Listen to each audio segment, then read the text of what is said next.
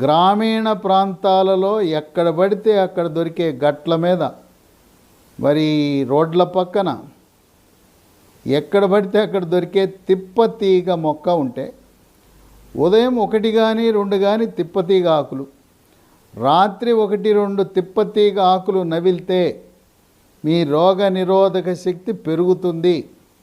ఈ తిప్పతీగనే ఆయుర్వేద ఔషధాల తయారీలో వినియోగిస్తారు. డాబర్ కంపెనీ వాళ్ళు తయారు చేసే చవన్ ప్రాష్ ఉంటుంది. ఉదయం 1 స్పూను, రాత్రి 1 స్పూను దీన్ని తీసుకోవటం ద్వారా రోగ నిరోధక శక్తి బాగా పెరుగుతుంది.